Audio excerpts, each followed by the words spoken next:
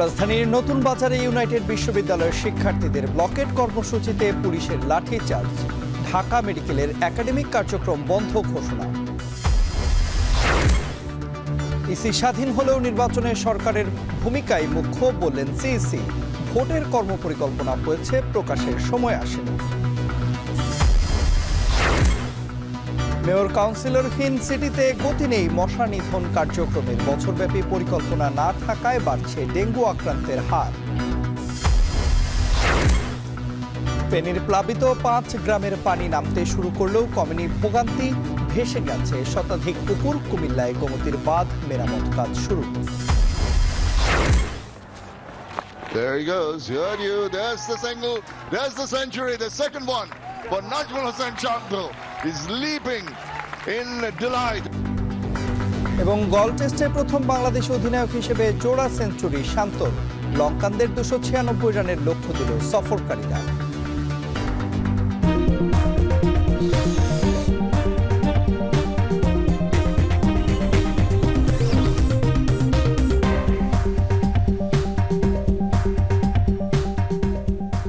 স্বাগত। এখন বিকেলে পুরো আয়োজনে আপনাদের সঙ্গে আছে আমি তন্ময় কুমার রায়। শিক্ষার্থীদের অবৈধ বহিষ্কারাদেশ তুলে নেওয়া এবং স্বেচ্ছাচারী কর্তৃপক্ষের বিরুদ্ধে প্রশাসনিক ব্যবস্থা নেওয়া সহ 5 দফা দাবিতে অনির্দিষ্টকালের জন্য নতুন বাজার ব্লকেড ও অবস্থান কর্মসূচি পালন করছে ইউনাইটেড ইন্টারন্যাশনাল ইউনিভার্সিটির শিক্ষার্থীরা। এক পর্যায়ে এতে লাঠিচার্জ করে পুলিশ। দাবি আদায় না হলে আগামীকাল ঢাকা ব্লকেড পালনের হুঁশিয়ারি দিয়েছেন তারা। আরও জানাচ্ছেন আসিফ ইকবাল খান। গত 2 জুন 41 শিক্ষার্থীর বিরুদ্ধে শাস্তিমূলক ব্যবস্থা নেয় ইউনাইটেড ইন্টারন্যাশনাল ইউনিভার্সিটি। তাদের মধ্যে 24 জনকে স্থায়ী ও 16 জনকে করা হয় সাময়িক বহিষ্কার। এই ঘটনার জেরে শনিবার সকাল 8:30 থেকে নতুন বাজার সড়ক অবরোধ করে শিক্ষার্থীরা। তাদের দাবি, নিঃশর্তভাবে শিক্ষার্থীদের বহিষ্কারাদেশ প্রত্যাহার ও বহিষ্কারের সাথে জড়িত সকল ছাত্র, শিক্ষক, কর্মকর্তা, কর্মচারীদের সঠিক তদন্তের মাধ্যমে শাস্তির আওতায় আনার। এ সময় সড়কে যান চলাচল বন্ধ হয়ে যায়। এয়ারপোর্ট থেকে আমার বাসটা ছেড়ে আসছে, আমরা 1 ঘন্টা 3টা বাস পরে এখানে দাঁড়ায় আছি। এক সরকারের বলে পারি নাই মানতি, আর এক সরকার নতুন করে বসাইছে ছাত্ররা, তারা পারে না মানতি। মাঝখানে খালি নিরীহ মানুষ কষ্ট পাবে কিসের জন্য? পরে শিক্ষার্থীদের সাথে সমঝোতা করতে সেখানে আসে বিশ্ববিদ্যালয়ের প্রক্টোরিয়াল টিম। সমঝোতা না হলে এক পর্যায়ে রাস্তার যান চলাচল স্বাভাবিক করতে পুলিশ শিক্ষার্থীদের উপর লাঠিচার্জ করে। এতে আহত হয় বেশ কয়েকজন শিক্ষার্থী। প্রত্যেকটা জুলাই যোদ্ধা এবং তারা প্রত্যেকটা ছবি এখানে দেখতে পারবেন, তারা প্রত্যেকটা জুলাই যোদ্ধা। তাদেরকে দেখে তাদেরকে বহিষ্কার করা হলো। আমাদের বহিষ্কার অবৈধভাবে করা হয়েছে, কোনো রিজন নাই। আমাদের রিজন দেওয়া হয়েছে কি ফেসবুকে পোস্ট করার জন্য, ফেসবুকে কমেন্ট করার জন্য। অনেককে বহিষ্কার করা হয়েছে জাস্ট ইমেইলের রিপ্লাই, বহিষ্কৃত স্টুডেন্টের ইমেইলের রিপ্লাইয়ের সাথে সেম হওয়ার জন্য। এই সব রিজনে আমাদেরকে বহিষ্কার করা হয়েছে। একাডেমিক যে ক্ষতি হয়েছে তার সেই ক্ষতিপূরণ দিতে হবে এবং আরও 4টি দাবি, যেগুলো বিশ্ববিদ্যালয় সংস্কারমূলক এবং সামগ্রিক প্রাইভেট বিশ্ববিদ্যালয়ের সংস্কারমূলক। এরপর বেলা 12টায় অনির্দিষ্টকালের জন্য নতুন বাজার ব্লকেট কর্মসূচির ঘোষণা দেওয়া হয়। দাবি আদায় না হলে প্রয়োজনে ঢাকা ব্লকেট কর্মসূচি দেওয়ার হুঁশিয়ারি দেন তারা। অনির্দিষ্টকালের জন্য নতুন বাজার ব্লকেট ঘোষণা, যদি আমাদের দাবিগুলো না মেনে না নেওয়া হয়, এদিকে বসুন্ধরা আছে, এদিকে আড্ডা আছে, সব জায়গায় আমাদের। এদিকে স্বাভাবিক রয়েছে ইউনাইটেড ইন্টারন্যাশনাল ইউনিভার্সিটির শিক্ষা কার্যক্রম। অনুষ্ঠিত হচ্ছে সব ক্লাস, স্বাভাবিক রয়েছে শিক্ষার্থীদের উপস্থিতিও। বহিরাগত যে সমস্যা চলছে সেরকম কোনো সমস্যা আমি এখন পর্যন্ত দেখতে পাচ্ছি না। আমরা সবাই এটাই চাই যে এখন এক্সাম যেহেতু আসছে, so rather than closing the university, আমাদের কার্যক্রম যেরকম চলতেছিল আমরা ওইরকমই চাই যে চলুক। প্রত্যেকটা ক্লাস আমাদের অন টাইমে শুরু হয়েছে এবং আমাদের 100% না, আমি যদি বলি 80 to 90% আমাদের ক্লাসে প্রেজেন্ট আছে স্টুডেন্টরা। এর আগে এপ্রিলে এক শিক্ষার্থীকে মিড টার্ম পরীক্ষায় অংশ নিতে না দেওয়াকে কেন্দ্র করে শিক্ষার্থী ও বিশ্ববিদ্যালয় কর্তৃপক্ষের মধ্যে বিরোধের সূচনা হয়। আসিফ ইকবাল খান, এখন, ঢাকা। আমরা দেখছিলাম প্রতিবেদনে এই মুহূর্তে নতুন বাজার এলাকার কি পরিস্থিতি রয়েছে সেটি আমরা আপনাদের জানাতে চাই। দর্শক, নতুন বাজার এলাকা থেকে সবশেষ খবরাখবর জানাতে যুক্ত হচ্ছেন সহকর্মী আসিফ ইকবাল খান। চলে যাচ্ছি তার কাছে। আসিফ, এই মুহূর্তে নতুন বাজারের কি চিত্র আপনি দেখছেন, বা শিক্ষার্থীদের সঙ্গে নিশ্চয়ই আপনার কথা হয়েছে যারা আন্দোলন অব্যাহত রেখেছেন নতুন বাজার ব্লকেট কর্মসূচি, তারা কি বলছেন বিস্তারিত আমাদের জানাবেন।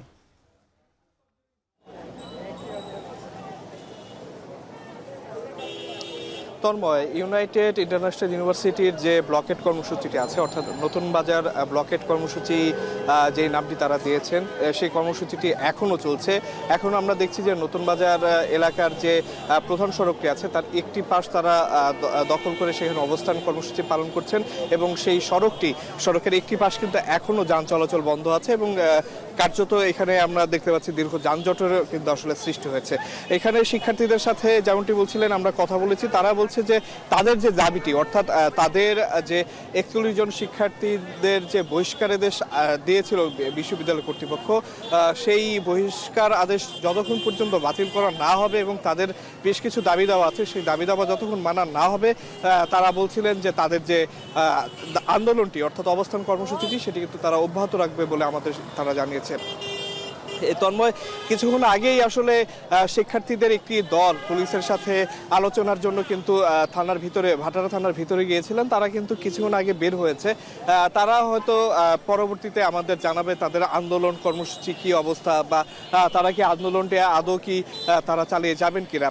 কিন্তু সকালবেলা যখন 8:30টায় এই আন্দোলনটি শুরু হয় এবং যান চলাচল বন্ধ হয়ে যায়, তখন কিন্তু আসলে বিশ্ববিদ্যালয়ে অর্থাৎ ইউনাইটেড ইন্টারন্যাশনাল ইউনিভার্সিটির যে কর্তৃপক্ষ আছেন তারা কিন্তু এখানে এসে ছাত্রদের শান্ত করার চেষ্টা করেছেন। তারা আন্দোলনটি প্রত্যাহারের কিন্তু আসলে ছাত্রদের দিয়ে করানোর চেষ্টা করেছিলেন, কিন্তু ছাত্ররা সেই আন্দোলন প্রত্যাহার না করায় কিন্তু আমরা পরবর্তীতে দেখেছি যে পুলিশ কিন্তু অ্যাকশনে গিয়েছে এবং পুলিশের সাথে শিক্ষার্থীদের ধাওয়া পাল্টা ধাওয়া হয়েছে এবং এক পর্যায়ে কিন্তু আমরা দেখেছি পুলিশ কিন্তু শিক্ষার্থীদের উপর লাঠিচার্জও করেছে। আমরা এখানে বেশ কয়েকজন শিক্ষার্থীদের আহত হতে কিন্তু আমরা দেখেছি, কিন্তু তারপরেও কিছুক্ষণের জন্য যান চলাচল শুরু হলেও কিন্তু আমরা পরবর্তীতে দেখি শিক্ষার্থীরা আবারও সড়ক অবরোধ করে এবং সেই সড়ক অবরোধের যে তাদের অবস্থানটি, সেই অবস্থানটি তারা এখনও ধরে রেখেছে।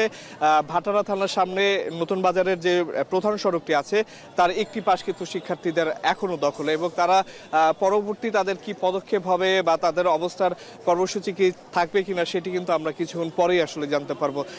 শিক্ষার্থীদের 12টায় একটি ব্রিফ ছিল, সেখানে তারা যেটি জানিয়েছিল তারা বলেছিলেন যে তাদের দাবি যতক্ষণ পর্যন্ত মানা না হবে ততক্ষণ পর্যন্ত কিন্তু এই যে নতুন বাজার যে ব্লকেট কর্মসূচিটি আছে সেটি তারা চালিয়ে যাবেন এবং তারা কিন্তু এক পর্যায়ে হুঁশিয়ারিও দিয়েছিলেন যে তাদের দাবি মানা না হলে কিন্তু পর্যায়ক্রমে তারা এটি সম্পূর্ণ ঢাকা ব্লকেট কর্মসূচিতে কিন্তু তারা রূপান্তর করবে বলেও কিন্তু আসলে তারা হুঁশিয়ারি দিয়েছিলেন।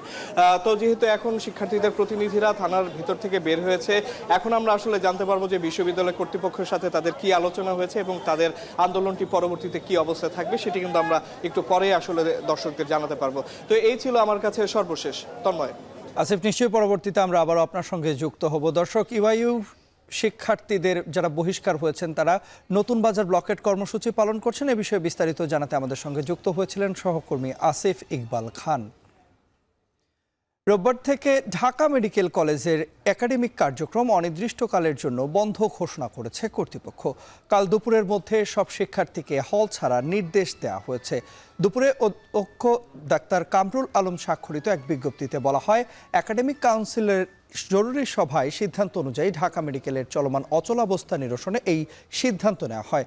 বেশ কয়েকদিন ধরে ঢাকা মেডিকেল কলেজের আবাসিক হল সংস্কারের দাবি জানিয়ে আসছিল সেখানকার শিক্ষার্থীরা। বিশেষ করে 2025-26 শিক্ষাবর্ষে মেডিকেলে ভর্তি হওয়া শিক্ষার্থীরা আবাসিক হলকে ঝুঁকিপূর্ণ মন্তব্য করে মানববন্ধন ও ক্লাস বর্জনের মতো কর্মসূচি পালন করছিল। এরই মধ্যে একাডেমিক কার্যক্রম বন্ধের এমন সিদ্ধান্ত নিল কর্তৃপক্ষ। ইসি স্বাধীন হলেও নির্বাচনে সরকারের ভূমিকায় মুখ্য বলে মন্তব্য করেছেন প্রধান নির্বাচন কমিশনার এএমএম নাসির উদ্দিন। তিনি বলেন, নির্বাচনের জন্য কমিশনের নিজস্ব কর্মপরিকল্পনা আছে, তবে তা প্রকাশের সময় আসেনি। সকালে রাজধানীর আগারগাঁওয়ের নির্বাচন কমিশনের প্রশিক্ষণ ইনস্টিটিউটে নির্বাচনী আইন এবং বিধি সংস্কার সংক্রান্ত দিনব্যাপী প্রশিক্ষণ কর্মসূচির উদ্বোধনী অনুষ্ঠানে এ কথা বলেন তিনি। জানান, নির্বাচন কমিশন যতই স্বাধীন হোক না কেন সরকারের সহযোগিতা ছাড়া নির্বাচন সম্ভব নয়। নির্বাচন কমিশনের সংস্কার নিয়েও সরকারের সাথে নানা আলোচনা হচ্ছে বলে জানান তিনি। নির্বাচনের দিন তারিখ প্রকাশের সময় এখনো আসেনি জানিয়ে বলেন, সময় হলেই নির্বাচনের তারিখ জানাবে কমিশন। যদি বলেন যে সরকারের সাথে যোগাযোগ হয়েছে কিনা, সরকারের দেখেন, একটা ইলেকশন করতে গেলে যতই আপনি স্বাধীন বলেন না কেন ইসিকে, সরকার ছাড়া নির্বাচন করা সম্ভব, কারণ সরকারের সহযোগিতা নিয়েই তো আমাকে নির্বাচনটা করতে হবে। আমাকে আইন শৃঙ্খলা বাহিনীর সাহায্য নিতে হবে, সরকারি অফিসারদের সাহায্য নিতে হবে, প্রশাসনের সহযোগিতা নিতে হবে। সুতরাং সরকার এখানে মুখ্য একটা ভূমিকা রাখবে তো ইলেকশনের মধ্যে। এটা ছাড়া তো সম্ভব না, এটা তো সম্ভব না। তো সুতরাং এই সরকারের সাথে আমাদের যে যোগাযোগের বিষয়টা, এটা এমন না যে প্রতিনিয়ত হচ্ছে বা এমন না যে একদম নাই, সেরকম না। আপনারা ইলেকশনের ব্যাপারে যদি তারিখের ব্যাপারে যদি বলতে চান, যদি ডেটের ব্যাপারে, এটা আপনারা যথাসময়ে জানতে পারবেন। অন্তর্বর্তী সরকারকে নির্বাচনের জন্য দায়িত্বে বসানো হয়েছিল। দ্রুত সংস্কার করে নির্বাচন না দিলে জুলাই শহীদদের অবমূল্যায়ন করা হবে বলে মন্তব্য করেছেন বিএনপির স্থায়ী কমিটির সদস্য ডাক্তার AZM জাহিদ হোসেন। সকালে জাতীয় প্রেস ক্লাবে জিয়াউর রহমানের নেতৃত্ব ও বর্তমান বাংলাদেশ শীর্ষক আলোচনা সভায় এই মন্তব্য করেন তিনি। এ সময় দ্রুত সময়ের মধ্যে জনগণের অধিকার ফিরিয়ে দেওয়ার আহ্বান জানান তিনি। বিএনপির বিভিন্ন পর্যায়ের নেতাকর্মীরা অংশ নিয়েছেন বলেই জুলাই বিপ্লব পরিণতি পেয়েছে উল্লেখ করে নেতাকর্মীদের উদ্দেশ্য করে বলেন, আগামী দিনে নেতৃত্ব দিতে চাইলে ইতিহাস থেকে শিক্ষা নিতে হবে। পিছনের দিকে তাকাতে চাই না। আমরা জিয়াউর রহমানের দল, আমরা খালেদা জিয়ার দল। সভা হওয়ার আগের আর পরের অবস্থা দেখেন, এই দেশের মধ্যে অনেক ধরনের বিশৃঙ্খলা কমে গেছে, শান্তি শৃঙ্খলা মানুষের মধ্যে আশা জেগেছে যে একটা নির্বাচন হওয়ার সম্ভাবনা আছে। কাজেই আমাদের বক্তব্য হচ্ছে দ্রুততম সময়ের মধ্যে জনগণের অধিকার জনগণকে ফেরত দেওয়ার মধ্যেই আগামীর বাংলাদেশ গড়ার শক্তি নিহিত আছে। রাজনৈতিক দলগুলো নতুন করে দেশের মানুষকে গণতান্ত্রিক দেশ গঠনের স্বপ্ন দেখাতে সফল হয়েছে বলে মন্তব্য করেছেন বিএনপি মহাসচিব মির্জা ফখরুল ইসলাম আলমগীর। বিকেলে বিপ্লবী ওয়ার্কার্স পার্টির প্রতিষ্ঠাবার্ষিকীর পুনর্মিলনীতে এ কথা বলেন তিনি। এ সময় তিনি আরও বলেন, মানসিকতার পরিবর্তন না হলে কথা বা আলোচনার মাধ্যমে সংস্কার সম্ভব হয় না।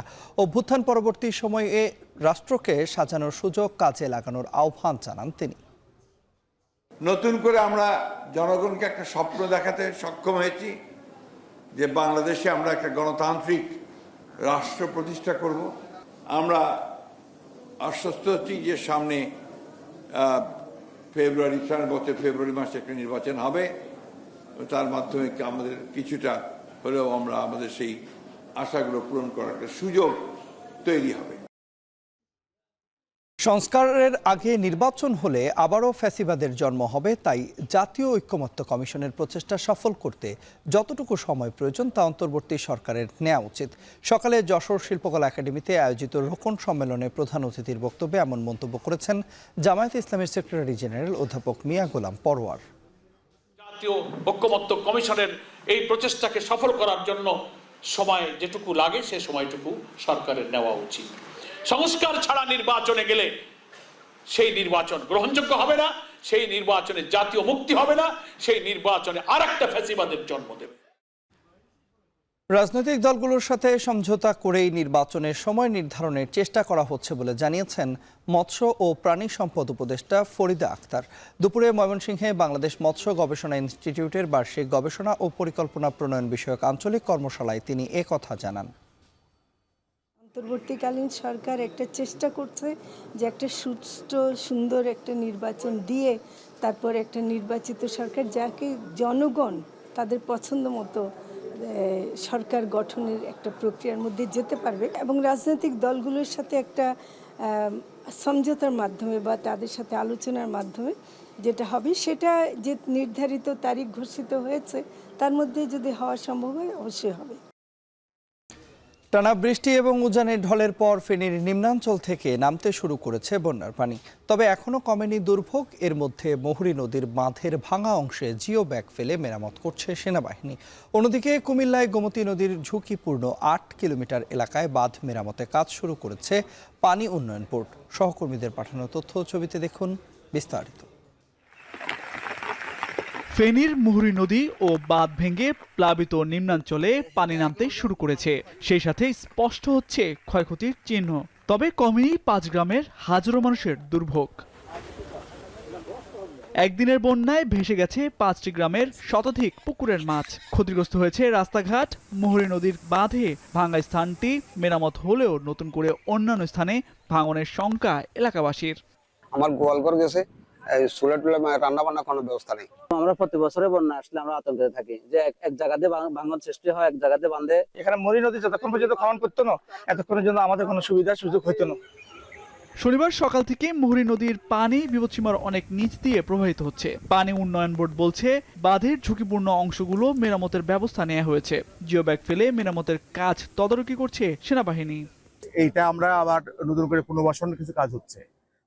এটা কিন্তু সলিউশন না, এটা আমরা ইন্টিম পজিশনে এটা করা হচ্ছে। ব্যাপক আকারে করতে গেলে ভালো একটা স্টাডি করতে হবে। স্টাডি করে এটা সাস্টেনেবল করতে হতে 50-100 বছর পর্যন্ত আমরা এটাকে বন্যা প্রতিরোধ করতে পারি, সে ধরনের কর্মপরিকল্পনা গ্রহণ করতে পারি।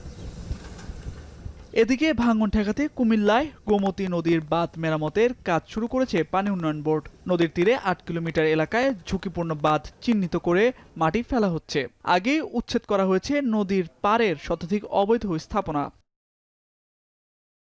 ওয়ার্ল্ড ব্যাংকের একটা প্রজেক্ট পাস হচ্ছে, সেখানে মোটামুটি 78 কোটি টাকা পাওয়া গেছে। ওই প্রজেক্টটা এই সামনের মাসে হয়তো টেন্ডার হবে। টেন্ডার হওয়ার পরে কাজগুলি হলে সম্ভবত মোটামুটি বাদটা একটা মোটামুটি নিরাপত্তা, কিন্তু পুরোপুরি ভালো যাবে না, তো মোটামুটি একটা নিরাপদ অবস্থায় আসবে। গেল বছরের ভয়াবহ বন্যায় গোমতী নদীর বেড়িবাঁধ ভেঙে প্লাবিত হয় বুড়িচং ও ব্রাহ্মণপাড়া উপজেলা। অন্তত 20টি পয়েন্টে বাঁধ ভেঙে যাওয়ার উপক্রম হয়। সে সময় ঝুঁকিপূর্ণ স্থানে বালুর বস্তা ফেলে কোনো রকম ভাঙন ঠেকায় এলাকাবাসী। তামজিদ মির্জা, এখন। দেশের বাইরের খবর।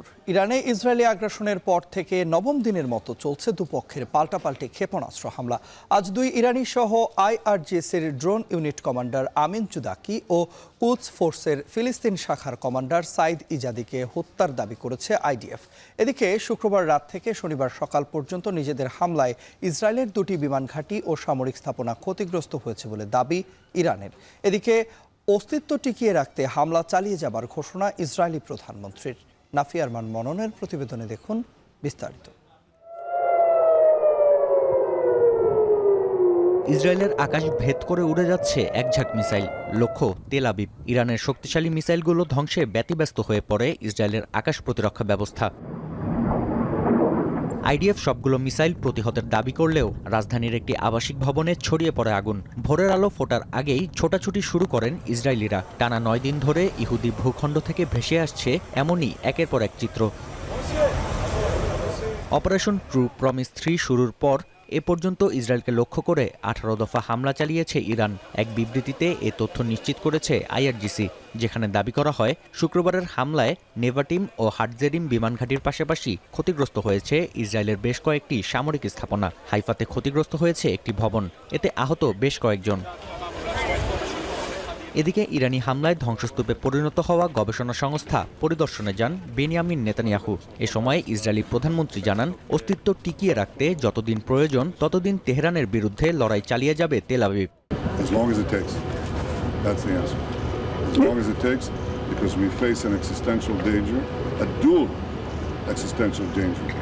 One from 20,000 such rockets, 20,000, not one. This is one rocket, one missile. And the other is, of course, atomic bombs in the hands of this mad regime. বিপরীতে শনিবার প্রথম প্রহরেই ইরানের পশ্চিমাঞ্চলকে লক্ষ্য করে 15টি বিমানের মাধ্যমে হামলা চালায় ইসরায়েল। এ সময় তেহরান, কওম ও কারাজ অঞ্চলে সক্রিয় করা হয় আকাশ প্রতিরক্ষা ব্যবস্থা। তবে এই হামলায় বেশ কয়েকজনের প্রাণহানির তথ্য মিলেছে। হামলায় ব্যবহার করা হয় 30টির বেশি অস্ত্র।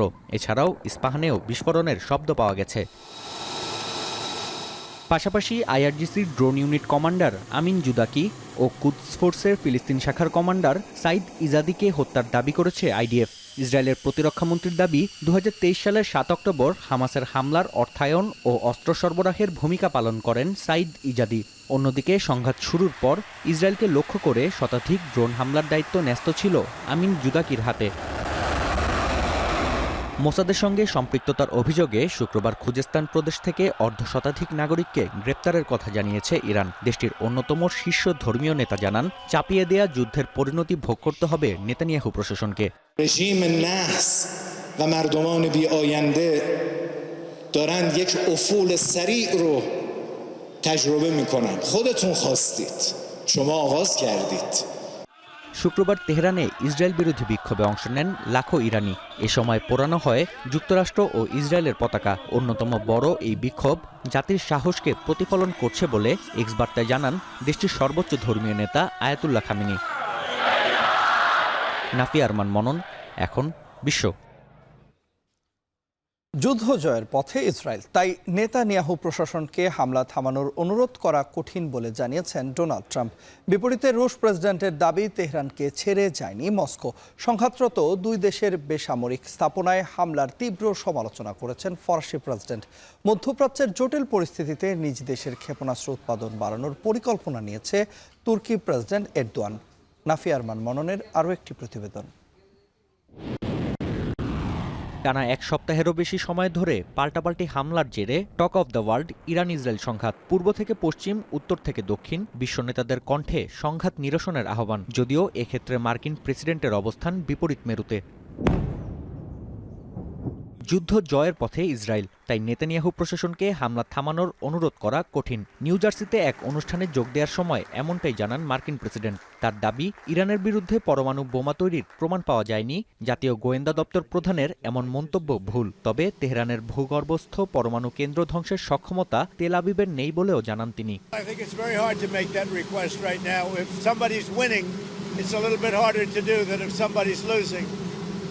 But we're ready, willing and able, and we've been speaking to Iran, and we'll see what happens. Trump জানান, যুদ্ধবিরতির আলোচনা বিভিন্ন বিষয়ের উপর নির্ভরশীল। যুক্তরাষ্ট্র যুদ্ধে জড়াবে কিনা তার জন্য ইরানকে বেঁধে দেয়া 2 সপ্তাহ সময়কে যথেষ্ট ও সর্বোচ্চ বলে দাবি করেন তিনি। তবে সংঘাত নিরসনে ইউরোপ সাহায্য করতে পারবে না বলে দাবি মার্কিন প্রেসিডেন্টের। বর্তমান সংঘাতময় পরিস্থিতিতে তৃতীয় বিশ্বযুদ্ধের শঙ্কা রয়েছে কিনা এমন প্রশ্নের জবাবে উদ্বেগ প্রকাশ করেছেন Vladimir Putin. Saint Petersburg economic ফোরামে যোগ দিয়ে রুশ প্রেসিডেন্ট জানান, ইরানের বুশেহর পরমাণু কেন্দ্রে ইসরায়েল হামলা চালাবে না বলে আশ্বস্ত করেছেন মার্কিন প্রেসিডেন্ট। দেশটির শান্তিপূর্ণ পরমাণু কর্মসূচিকে মস্কো সমর্থন করে বলেও উল্লেখ করেন তিনি। পাশাপাশি দাবি করেন, তেহরানকে ছেড়ে যায়নি মস্কো।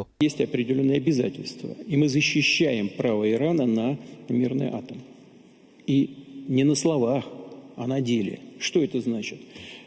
Мы, несмотря на всю сложность ситуации вокруг Ирана, নজিরবিহীন এই সংঘাতে প্রতিনিয়তই প্রাণ হারাচ্ছেন দুই দেশের নাগরিক, যার সমালোচনা করে ম্যাক্রো জানান, বেসামরিক নাগরিকদের ওপর হামলা কোনোভাবেই সমর্থন করা যায় না। সংঘাত নিরসনে আলোচনার টেবিলে ফিরে আসতে দুপক্ষের প্রতি আহ্বান জানান ফরাসি প্রেসিডেন্ট।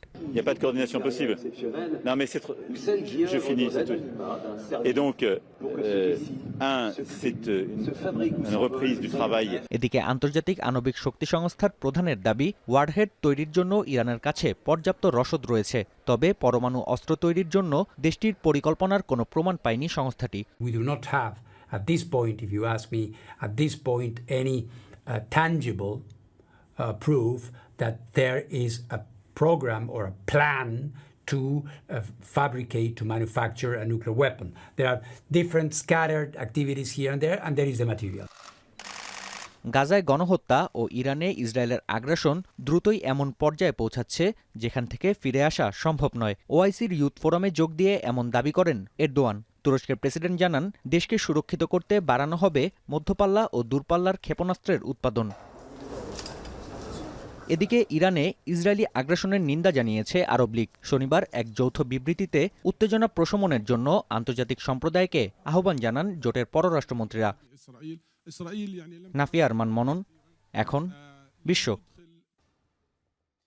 টিসিবির ফ্যামিলি কার্ডধারীদের সংখ্যা 2 থেকে 3 মাসের মধ্যে 70 লাখ থেকে 1 কোটিতে উন্নীত করা হবে বলে জানিয়েছেন বাণিজ্য সচিব মাহবুবুর রহমান। সকালে বাজেট পর্যালোচনা অনুষ্ঠানে একথা জানান তিনি।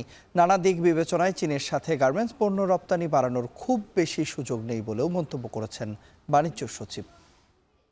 এখন চলছে 57 লাখ এবং আগামী কয়েক মাসের মধ্যে 2-3 মাসের মধ্যে আমরা আবার 1 কোটি করব। তার আগ পর্যন্ত অন্তত আমরা ট্রাক সেল করছি এবং এভাবে বেনিফিটটা ক্ষুদ্র আয়ের মানুষ বা নিম্ন আয়ের মানুষের কাছে পৌঁছে দেওয়ার চেষ্টা করেছি। চায়না আমাদেরকে ইউনিল্যাটারালি 100% দিয়ে রেখেছে, কিছুই নিচ্ছে না। $660 মিলিয়ন নেয়। তো তার সাথে অনেক চাপাচাপি করেও 1 বিলিয়নে যাওয়া আমি কোনো পথ দেখি না। কালো টাকা সাদা করার সুযোগ তুলে দেওয়া হবে এটা নিশ্চিত নয় বলে জানিয়েছেন পরিকল্পনা উপদেষ্টা ডক্টর ওয়াহিদুদ্দিন মাহমুদ। সকালে গুলশানের একটি হোটেলে আয়োজিত বাজেট 2025-26 পর্যালোচনা অনুষ্ঠানে একথা জানান তিনি। এ সময় তিনি আরও বলেন, অধিকাংশ প্রকল্প কাটছাঁট করে ছোট করা হচ্ছে। সরকারের পরিচালনা ব্যয় আরও কমানো সম্ভব বলেও মন্তব্য করেন পরিকল্পনা উপদেষ্টা।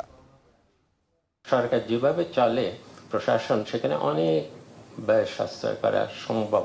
প্রকল্পের আমরা যা বাড়তি ব্যয় ছিল সেগুলোকে কাটছাঁট করে আমরা প্রকল্প ছোট করছি, সেটাও একটা কারণ কেন এডিপি ছোট হচ্ছে।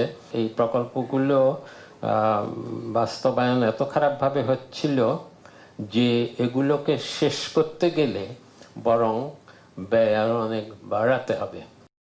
এবার মৌসুমের আগেই বিপজ্জনকভাবে বাড়ছে ডেঙ্গু জ্বর। কয়েল চালিয়ে কিংবা অ্যারোসল দিয়েও মিলছে না মুক্তি। আইসিডিডিআর এর জরিপ বলছে 2 সিটিতে 13 কোটি ওয়ার্ডে ডেঙ্গুবাহী এডিস মশার লার্ভার ঘনত্ব নির্ধারিত মানদণ্ডের চেয়ে বেশি। অভিভাবক শূন্য সিটি কর্পোরেশনে ভাটা পড়েছে কাজের ধারাবাহিকতায়, কমেছে মশা নিধন কার্যক্রম। আরও জানাচ্ছেন বাইজিৎ সাদ। তৃতীয় শ্রেণীর শিক্ষার্থী ইহসান পড়ার টেবিলে বসতেই মশার কামড়ে মনোযোগ ধরে রাখা দুষ্কর হয়ে উঠেছে। ডেঙ্গু আতঙ্কে তার পরিবার। খুব আগ্রহে পড়তে বসে, আম্মু আমার পরীক্ষা, আমাকে তাতে পড়াতে বসে বইপত্র নিয়ে বসে, যেই মশা কামড়টা হয় আম্মু ভালো লাগছে না, পড়বো না। মশা কামড়ে প্রত্যেক দিন, এর ফলে আমি পড়তে পারি না, সামনে আমার পরীক্ষা। রাজধানীর বিভিন্ন এলাকায় বেড়েছে মশার উপদ্রব, বাড়ছে ডেঙ্গু জ্বরের ঝুঁকি। গত কয়েক সপ্তাহে আবহাওয়ার পরিবর্তন, অতিবৃষ্টিতে প্রায় সব ওয়ার্ডেই বেড়েছে মশার প্রজনন। ফলে কয়েল জ্বালিয়ে কিংবা অ্যারোসল দিয়েও রেহাই পাওয়া যাচ্ছে না। আমাদের এলাকায় অনেক মশা, অনেক বছর ধরে আমরা মশার খাবার সহ্য করতে আছি। মশারি টানালে হয় না, কারণ আমাদের তো মশারি থেকে বের হতে হয়। তো বের হওয়ার পরে যে এই ওইটুকুর মধ্যে অনেক মশা ঢুকে যায়, অনেক জায়গায় অ্যালার্জির মতো হয়ে যায়, মশা কামড় পড়ে যেই রোগটা এরকম হয়। এখন আমরা যে স্থানটিতে আছি এটি একটি বাসার প্রবেশপথ। সিটি কর্পোরেশনের নিষ্কাশন নজরদারির অভাবে এরকম এলাকায় বেশ কয়েকটি বাসাবাড়ির সামনে পানি জমে থাকে। নাজুক ড্রেনেজ ব্যবস্থার কারণে এখন পুরো এলাকায় ডেঙ্গু আতঙ্ক বিরাজ করছে। সিটি কর্পোরেশনের লোকেরা এখন তো ধরেন সরকার যাওয়ার পর থেকে অত লোক অত আসে না, আগে তো আইতো 2-1 জন, এখন আসে না। গত ফেব্রুয়ারি থেকে মার্চ মাসে চালানো আইইডিসিআর এর প্রাক বর্ষা জরিপে দেখা যায় রাজধানীর 2 সিটির 13টি ওয়ার্ডে ডেঙ্গুর জীবাণুবাহী এডিস মশার লার্ভার ঘনত্বের পরিমাণ নির্দিষ্ট মানদণ্ডের চেয়ে বেশি। এর মধ্যে ঢাকা উত্তরে ঝুঁকিতে রয়েছে 6টি ওয়ার্ড আর দক্ষিণে 7টি। উত্তরের 12 আর দক্ষিণে 31 ও 41 নম্বর ওয়ার্ডে এডিস মশার ব্রুটো ইন্ডেক্স পাওয়া গেছে 26.67%। ডেঙ্গু রোগীর সংখ্যা বাড়তে থাকলেও অভিভাবক শূন্য সিটি কর্পোরেশনের কাজের ধারাবাহিকতায় ভাটা পড়েছে। মেয়র কাউন্সিলর না থাকায় এবছর ডেঙ্গু নিয়ে বেশি আতঙ্কিত নগরবাসী। এছাড়াও স্প্রে ও ফগিং সহ সিটি কর্পোরেশনের নিয়মিত মশা নিধন ব্যবস্থাও হ্রাস পেয়েছে। প্রচুর মশা, তো মশা বাড়ছে যে বসেই জানা মশা জ্বালায়। মেয়র নাই, কাউন্সিলর নাই, নির্বাচিত কোনো সরকারও নাই, সেটা আমাদের দুর্ভোগ দেখবে কি? এলাকার মানুষের যে কি ডেঙ্গু পরিস্থিতিতে কি ভয়াবহ আকার ধারণ করছে সেটা বলে আর বোঝা যাবে না। চলতি বছরের 20 জুন পর্যন্ত মোট ডেঙ্গু আক্রান্ত হয়েছে 7,077 জন। এর মধ্যে 49.3% পুরুষ এবং 40.7% নারী রয়েছেন, আর মারা গেছেন 30 জন। এর মধ্যে শুধু ঢাকায় আক্রান্ত হয়েছেন 5,210 জন, যা মোট আক্রান্তের প্রায় 70%, যার অধিকাংশই রাজধানী ও এর আশেপাশের বাসিন্দা। গত জানুয়ারি থেকে জুনের মাঝামাঝি পর্যন্ত রাজধানীর মুগদা হাসপাতালে চিকিৎসা নিয়েছেন 1,340 জন ডেঙ্গু রোগী। সমাজকর্মীরা বলছেন প্রয়োজনের চেয়ে মশা নিয়ন্ত্রণ কার্যক্রম নগণ্য। দক্ষিণ সিটিতে এডিস দমনে নেই কার্যকর তৎপরতা। যখনই যে রাষ্ট্রের বিভিন্ন জায়গায় বসে থাকে এইসব দায়িত্বগুলায়, তারা এই অঞ্চলের মতো যে অঞ্চলগুলো আছে সেই অঞ্চলের মানুষ মনে করে না। আমরা স্পেশাল মনে বাদলাম যে সাধারণ যে রুটিন কাজ সেই কাজটা পর্যন্ত হয় না। শুধু হয় না, আমরা অনেক চেঁচামেচি করার পরেও হয় না। যারা বিভিন্ন জায়গায় চেয়ারে বসে আছে, আমাদের টাকাই চলছে, অথচ আমাদের মানুষ মনে করছে না। এটা হচ্ছে মূল সমস্যা। প্রতি বছর বিভিন্ন জরিপে রাজধানীর নির্ধারিত কিছু ওয়ার্ডকে ডেঙ্গু ঝুঁকিপূর্ণ ঘোষণা করা হয়। এসব স্থানে মশা বা লার্ভা কেন বেশি পাওয়া যাচ্ছে তা মৌসুম শুরুর আগেই শনাক্ত করলেও সিটি কর্পোরেশন ও স্বাস্থ্য অধিদপ্তরের সমন্বয়ে জনগণকে সম্পৃক্ত করে বছরব্যাপী নেওয়া হয় না কোনো পরিকল্পনা। তাই স্বাস্থ্য ঝুঁকি বাড়ে এসব এলাকার বাসিন্দাদের। বাইজিদ সাদ, এখন, ঢাকা। কোরবানি ঈদের আশানুরূপ বিক্রি না হওয়ায় খাতুনগঞ্জের আড়তে পচতে শুরু করেছে আদা। ডলার ব্যয় করে আমদানি করা আদা এখন কেজি প্রতি 30 থেকে 35 টাকাতেও বিক্রি হচ্ছে না। সংশ্লিষ্টরা বলছেন, সরকারি তথ্য উপাত্ত সহজলভ্য না হওয়ায় নিজ সিদ্ধান্তে চাহিদার চাইতে বাড়তি আমদানি করেছেন ব্যবসায়ীরা। এদিকে চাহিদার তুলনায় সরবরাহ বাড়ায় লোকসানে পড়েছেন পেঁয়াজ ব্যবসায়ীরাও। আরও জানাচ্ছেন শোয়েব রহমান। কোরবানি ঈদে বিক্রির আশায় এসব আদা আমদানি করে আড়তে রেখেছিলেন খাতুনগঞ্জের ব্যবসায়ীরা। বিক্রি না হওয়ায় আড়তে পচে গেছে এসব আদা, যা 30 থেকে 35 টাকা কেজি দরেও বিক্রি হচ্ছে না। ঈদুল আজহা ঘিরে ছোট বড় সব ব্যবসায়ীরাই আদা আমদানি করেছেন। প্রতি কেজি চায়না আদা আমদানিতে খরচ 140 টাকা, বর্তমানে সেটি বিক্রি হচ্ছে 100 টাকায়। আর 70 থেকে 80 টাকাতেও ক্রেতা মিলছে না ভারতীয় আদার। ইম্পোর্টারদের এই আদার বর্তমান খরচা হচ্ছে 130 টাকা, কিন্তু নষ্ট হয়ে যাওয়া তো এগুলো 30, 35, 40, 50 টাকা এরকম বিক্রি হচ্ছে বর্তমান মার্কেটে। এর বাইরে আপনার ভালো মাল যেগুলো এগুলো 100 টাকা বিক্রি করতেছে। আদা মনে করেন এদিকে ইন্ডিয়ান কারলা যেগুলো আছে ওগুলো চাবে, চায়না মালের বাজার উঠে নেই। এই কারণে চায়না মাল দিয়ে যারা ইনপুট করছে সবাই লজে পড়ছে, আর এবং চায়না মাল বাজারে এখনো আছে। প্রায় একই অবস্থা পেঁয়াজেরও। পাইকারিতে 50 টাকায় পেঁয়াজ বিক্রি হলেও কেজিতে 3-4 টাকা লোকসানের কথা বলছেন ব্যাপারীরা। মূলত চাহিদার তুলনায় সরবরাহ বেশি ও বৈরী আবহাওয়ায় বেচা বিক্রি কমায় হচ্ছে লোকসান। পর্যাপ্ত পরিমাণ দেশি পেঁয়াজ হয়েছে, যার কারণে মানে মোকামিল থেকে খাতুনগঞ্জের মধ্যে অনেক সবগুলাই দেশি পেঁয়াজ আসতেছে, বেচা বিক্রিও কর, যার কারণে লোকসান কেজি প্রতি প্রায় 500 টাকা করে লোকসান যাচ্ছে। তবে কিছুটা ভিন্ন চিত্র রসুনের। দীর্ঘ লোকসান কাটিয়ে রসুনের বাজার ঊর্ধ্বমুখী। 15 দিনের ব্যবধানে কেজিতে দাম বেড়েছে প্রায় 30 টাকা। তবে প্রধান রপ্তানিকারক দেশ চায়নায় মৌসুম শুরু হওয়ায় আগামী চালানে দাম কমবে বলে দাবি বিক্রেতাদের। এমনও গেছে 30-40 টাকা পার কেজিতে, অর্থাৎ 1 কন্টেনার মাল আনলে 10-12 লাখ টাকা লস গেছে। আর রিসেন্ট ঈদের পরে হয়তো যারা লস খাইতে খাইতে ইম্পোর্ট বন্ধ করে দিচ্ছে, সেক্ষেত্রে অল্প কিছু সময়ের জন্য কিছু রসুন শর্ট হয়েছে, এই জন্য বাজারটা একটু বাড়ছে। এটা হয়তো 2-4-10-15 দিনের ভিতরে আবার রিকভার হয়ে যাবে। ব্যবসায়ীরা বলছেন, এক্ষেত্রে সরকারের তথ্য উপাত্ত সহজলভ্য না হওয়ায় কখন কি পরিমাণ মশলার আমদানি হচ্ছে তা তারা জানেন না। এতে বিপুল ডলার ব্যয় করে আমদানিতে লোকসান গুনতে হয় তাদের। শোয়েব রহমান, এখন, চট্টগ্রাম। চাই সাথে এক্সপার্ট চাই, না টাইট লুজ যদি করতে হয় তবে এক্সপার্ট টুলসেই নিশ্চিত জয়। এক্সপার্ট হার্ডওয়্যার টুলস, সকল কাজের এক্সপার্ট সমাধান। কুষ্টিয়ায় পানি উন্নয়ন বোর্ডের জায়গা দখল করে গড়ে তোলা অন্তত 35টি স্থাপনা উচ্ছেদ করেছে জেলা প্রশাসন। সকাল থেকে দুপুর পর্যন্ত শহরের চৌরহাস পশ্চিম পাড়ার জিকে ক্যানেলের পাশে এই অভিযান চালানো হয়। জেলা প্রশাসনের নির্বাহী ম্যাজিস্ট্রেট জাহিদ হাসানের নেতৃত্বে কুষ্টিয়া পানি উন্নয়ন বোর্ডের নির্বাহী প্রকৌশলী রাশেদুর রহমান সহ সেনাবাহিনী, পুলিশ ও আনসার সদস্যরা এই অভিযানে অংশ নেন। তবে পুনর্বাসন ছাড়া এই উচ্ছেদে ক্ষোভ প্রকাশ করেছেন দখলদাররা। জেলা প্রশাসনের নির্বাহী ম্যাজিস্ট্রেট জানান, জিকে ক্যানেলের জায়গায় অবৈধভাবে গড়ে ওঠা স্থাপনার জন্য ফসলি জমিতে পানি যেতে সমস্যা হতো, তাই এই পদক্ষেপ নেওয়া হয়েছে। উচ্ছেদের আগে এসব অবৈধ স্থাপনা সরিয়ে নিতে প্রশাসনের পক্ষ থেকে মাইকিং করা হয়েছে বলেও জানান তিনি।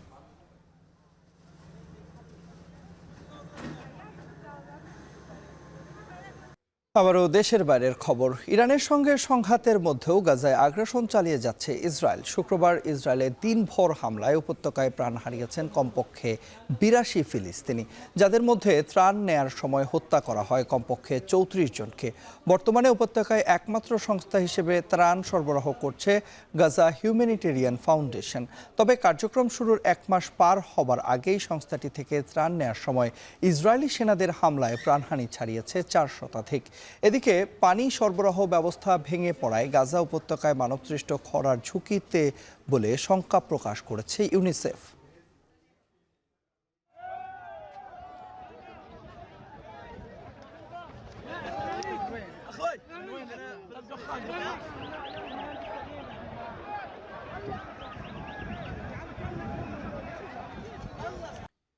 এর মধ্য দিয়ে চলে এলাম এখন বিকেলের আয়োজনের একেবারে শেষ প্রান্তে। তবে যাবার আগে শিরোনামগুলো জানিয়ে দিব আরও একবার।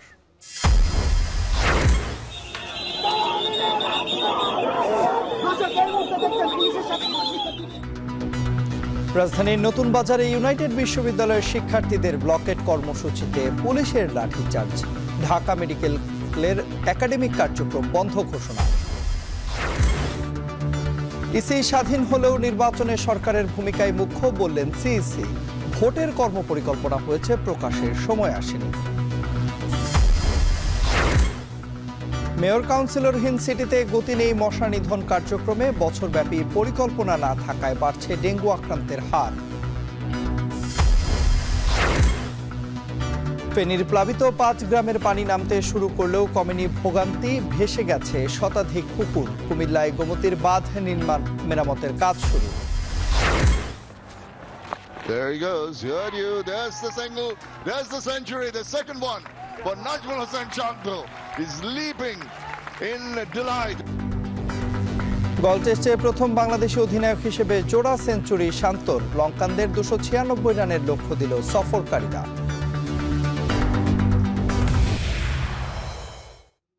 এই ছিল এখন বিকেলের আয়োজনে। যাওয়ার আগে জানাতে চাই সবশেষ খবর সবার আগে পেতে ভিজিট করুন এখন.tv। ফেসবুকে দেখুন facebook.com/tv.এখন আর ইউটিউবে দেখুন youtube.com/c/echontv।